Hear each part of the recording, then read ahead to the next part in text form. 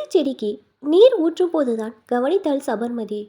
அது மிக சிறிய மொட்டை பிரசவித்திருந்தது. மருந்தாணி பூ போட இதுவும் ஒரு பிரத்யேக அழகு. சபர்மதி அம்மா கொரியர் என்று குரல் கேட்டது. யார் என் பேருக்கு கொரியர் அனுப்பியிருப்பார் என்று நினைத்து கொண்டே கதவை திறந்தவள் அந்த வெள்ளை உரை கையெழுத்து போட்டு வாங்கினாள். மேடம் என்று தயக்கத்துடன் அழைத்த கொரியர் பையனை நிமிர்ந்து பார்த்து, என்னப்பா குடைக்கு தண்ணீர் வேணுமா என்று கேட்டாள். இல்லை மேடம், உங்கள் பேர் அழகா வித்தியாசமாக இருக்கு. யார் வச்ச பேர் மேடம் என்றான் ஆர்வமாக. சபர்மதி ஆற்றங்கரையில் ஒரு ஆசிரமம் வைத்திருந்தார் காந்திஜி. அந்த ஆசிரமத்தின் பெயர் சபர்மதி. எங்கள் அப்பா காந்திஜியின் தீவிர தொண்டர் என்பதால் அந்த ஆசிரம பேரையே எனக்கு வச்சிட்டார் என்றாள். சரிங்க மேடம், வரேன் என்று அவன் விடைபெற்று சென்றவுடன் உரையை பிரித்து பார்த்தாள். ஒரு வார இதழிலிருந்து அவள் பெயருக்கு 1000 ரூபாய்க்கான காசோலை வந்திருந்தது. கூடவே ஒரு கடிதம்.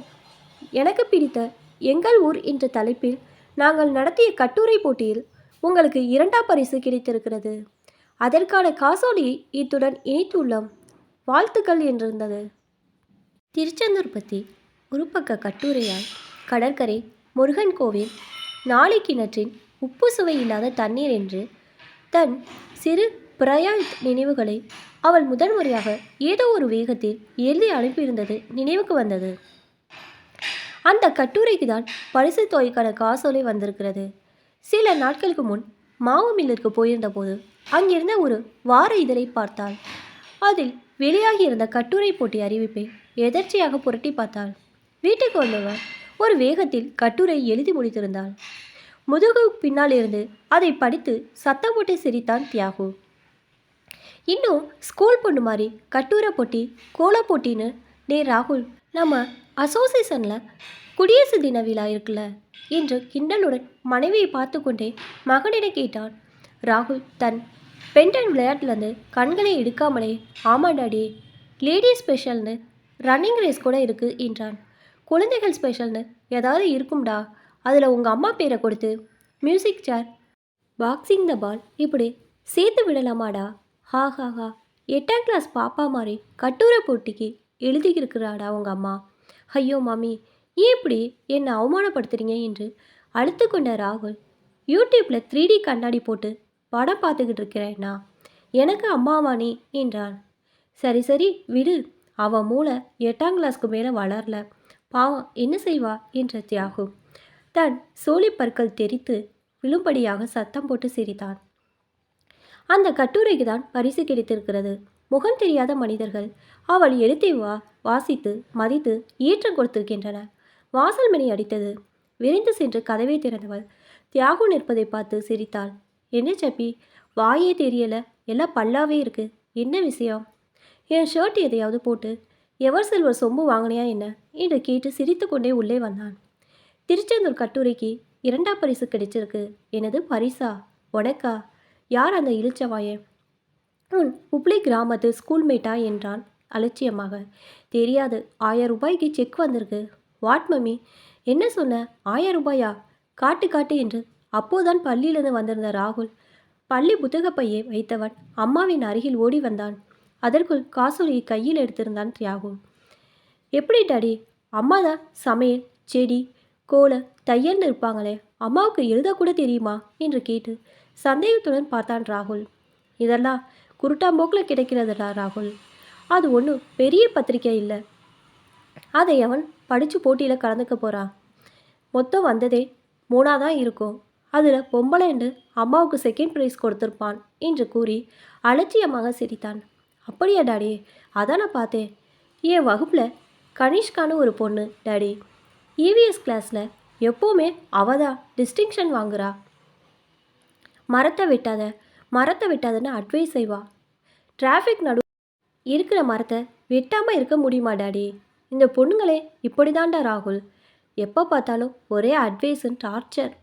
சரி, ஆங்க்ரி பேர்டில் புதுசாக ஒரு வீடியோ கேம் வந்திருக்குன்னு சொன்னியே, என்னடா அது?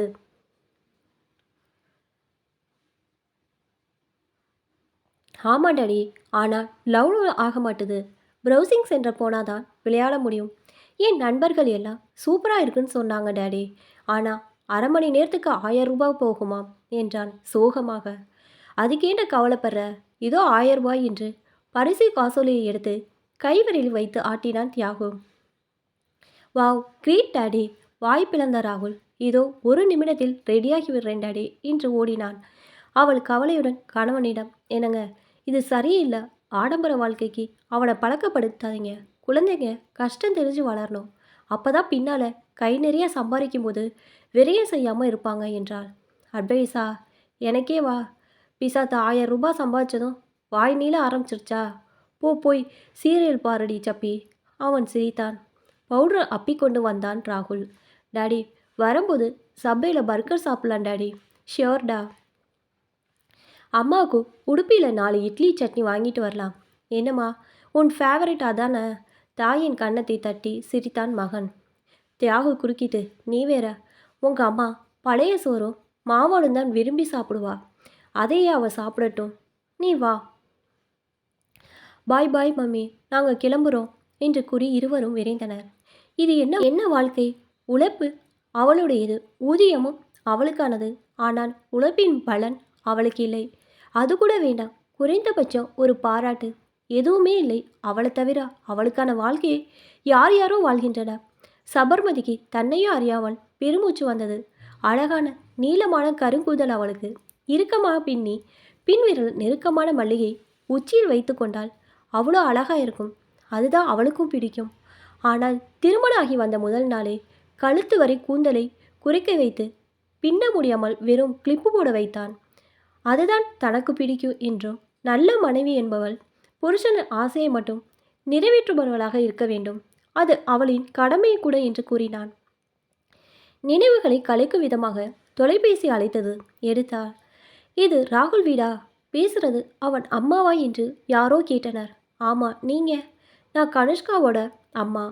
என்னங்க, உங்கள் பையன் எப்படி அறந்த வாளாக இருக்கான்? என் பொண்ணு நிறைய மார்க் வாங்கிட்டான்னு அவளோட நோட்டில் கிறுக்குறானாம். லஞ்சு டப்பாவில் மண்ணை குட்டுறானாம். வகுப்பில் லாவணியான ஒரு பொண்ணு அவளோட காலை தட்டி கீழே விழ வச்சானாம். கேட்டா ரட்டிங்கில் நீ எப்படி எனக்கு முன்னாடி ஓடலான்னு கத்துறானாம். மேடம், கொஞ்சம் பார்த்துக்கங்க உங்கள் பையனை, அவ்வளோதான் சொல்லுவேன் என்று கூறி தொடர்பை துண்டித்தால். திகைத்து போனால் சபர்மதி. இரவு உணவுக்கு சப்பாத்தியும் குருமாவும் தயாரித்து நிமிர்ந்த போது தியாகவும் ராகுனும் சிரித்து சிரித்து பேசுவது கேட்டது. அவள் கைகளை துடைத்து கொண்டு அவர்கள் எதிரில் போய் நின்றாள். ராகுல், இங்கே வா. என்னம்மா? இங்கே வான்னு சொல்கிறேன்ல. காம்பவுண்ட் கிட்ட இருந்த துளசி செடியை யார் பிச்சு போட்டது? ஏன், நான் தான். இப்போ அதுக்கு என்ன என்றவனை நெருங்கி பலாரென்று ஒரு அறை விட்டாள். தடுமாறி போனான் ராகுல். திகைத்து நிமிர்ந்தான் தியாகு. ஒரு சின்ன விதையை உன்னால் உருவாக்க முடியுமா? இல்லை ஒரு பிடி மண்ணை தான் உருவாக்க முடியுமா? ஆனால் ராட்சச மாதிரி எல்லாத்தையும் அழிக்கிற, வேரோடு பிரிங்கி எறிகிறியே. யார் உனக்கு இந்த உரிமையை கொடுத்தது? மண்ணை கீறி சூரிய வெளிச்ச தண்ணீர்னு போராடி போராடி அந்த விதை பாடுபட்டு மேலே வந்து ஒரு செடியாகி தன் காலில் நிற்கும் போது அதோட உழைப்பையும் உழைப்புக்கான பலனையும் நாசமாக்குறதுக்கு நீ யார் ராகுல்? இது நமக்கான பூமி. இந்த பூமி ஆண் பெண் இருவருக்கு சமமானது. கனுஷ்கா சுற்றுச்சூழலுக்கு குரல் கொடுத்தா நீ அவளோட கை கொடுக்கணும். லாவண்யா ஓட்டப்பந்தயத்தில் வேகமாக ஓடுனா நீ பயிற்சி எடுத்து போராடி ஜெயிக்க பார்க்கணும்.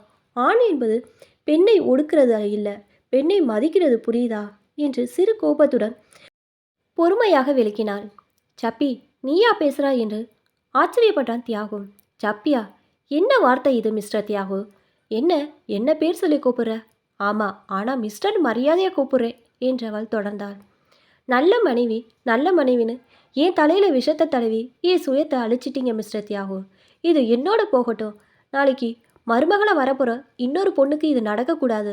ஒரு நல்ல தாயா ராகுலை நான் உருவாக்கணும். கட்டுப்படுத்தி அடக்கி வைக்காம அதே சமயத்தில் கட்டவிழ்த்து விடாமல் அவனை மென்மையான பெண்மை மதிக்க தெரிந்த ஆண்மகனா வளர்க்க போகிறேன். மரியாதையும் மனிதனையும் கற்றுத்தர போகிறேன். நல்ல மனிதனா நம்ம வீட்டு பிள்ளைய மாத்திர பொறுப்பு இது. நீங்களும் கைகோத்து என் கூட வர இஷ்டம்னா வரலாம், இல்லைன்னா தனியாக போகலாம். இனி என்ன சப்பின்னு எல்லாம் கூப்பிடக்கூடாது. சபர்மதின்னு என் அப்பா வச்ச அழகான அர்த்தமான பேரை சொல்லி தான் கூப்பிடணும். ராகுல், நீ முதல்ல கனுஷ்காவை ஃபோனில் கூப்பிட்டு சாரி கேளு என்றாள். ராகுல் சத்தமில்லாமல் எழுந்து தொலைபேசியிடம் போக தியாகு தலை குனிந்தான். வானத்தின் நிலவு உற்சாகமாய் எல்லாவற்றையும் பார்த்து கொண்டிருந்தது. இப்போ தான் என்னோட சேனல் ஃபஸ்ட் டைம் பார்க்குறீங்கன்னா சப்ஸ்கிரைப் பண்ணிக்கோங்க. பக்கத்தில் இருக்க பெல் ஐக்கானை ப்ரெஸ் பண்ணிக்கோங்க. அப்போ தான் நான் ஒவ்வொரு தடவை வீடியோ போடும்போதும் உங்களுக்கு நோட்டிஃபிகேஷனில் வரும். தேங்க்ஸ் ஃபார் வாட்சிங்.